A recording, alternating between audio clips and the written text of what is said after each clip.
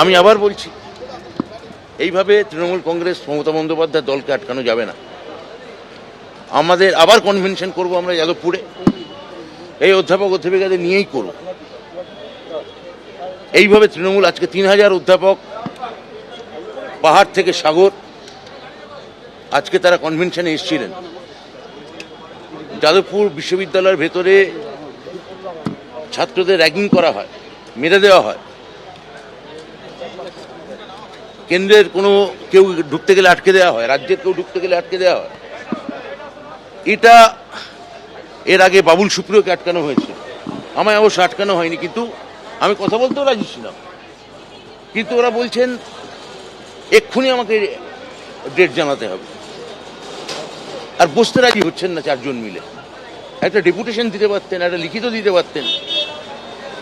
তা না করে যেভাবে অধ্যাপক অধ্যাপিকাদের সঙ্গে এই বর্বর আচরণ করা হলো, আমি এর তীব্র ধিক্কার জানাই। আর কিছু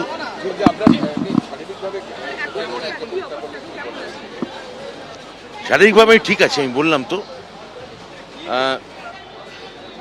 আমার অনেক প্রফেসররা শারীরিকভাবে সত্যি আহত হয়েছেন।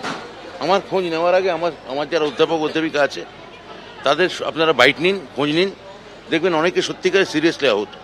আমার যেটুকু বলা সংগঠনের প্রধান হিসেবে আমি সেইটুকুই আপনাদের বলছি। কিন্তু প্রচুর প্রফেসরকে আজকে মারা হয়েছে, শারীরিকভাবে নিগ্রহ করা হয়েছে। ইউনিভার্সিটির মধ্যে অগ্নিসংযোগ হয়েছে শিক্ষা বন্ধু সমিতির অফিসে। আপনার কনভয়ে বা তারপরেও থাকা একাধিক গাড়ি ভাঙচুর হয়েছে। আমার গাড়ি ভেঙে দিয়েছে, আমার সিকিউরিটিদের ধরে মেরেছে, অনেক আরো যারা গেছিলেন অনেকেরই সিকিউরিটি ছিল তাদের মেরেছে। আমি বারবার আমাকে উপাচার্য বলেছিলেন ক্যাম্পাসে পুলিশ ডাকার জন্য, আমি পুলিশ ডাকতে রাজি হইনি, কারণ আমার মনে হয়েছিল যে আলোচনার মাধ্যমেই কথা হতে পারে। কিন্তু এরা আলোচনায় চাইছেন না, এরা প্রভোগ করতে চাইছে, এরা একটা নৈরাজ্য চাইছেন। তা নৈরাজ্য যদি চান সেখানে তো আর কোনো তবে ডায়লগ হয় না। আমি সবাইকে বুঝতে পারিনি, সব মিলিয়ে মিশিয়ে ছিল।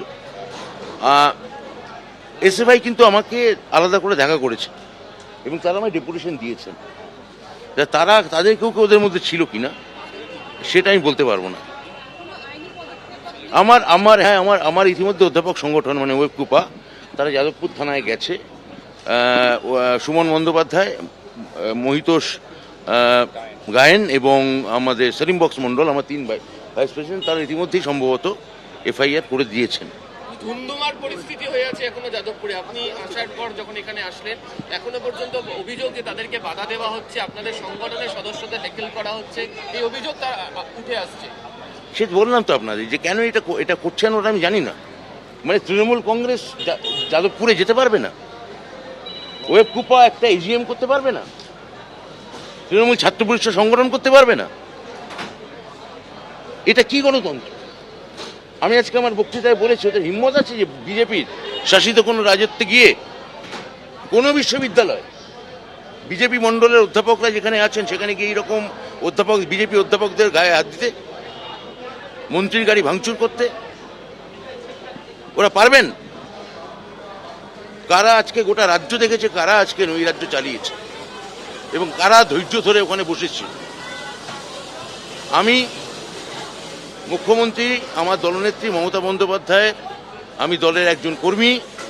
মমতা বন্দ্যোপাধ্যায় গণতন্ত্রে বিশ্বাস করেন, শান্তিতে বিশ্বাস করেন, স্থৈর্যে বিশ্বাস করেন।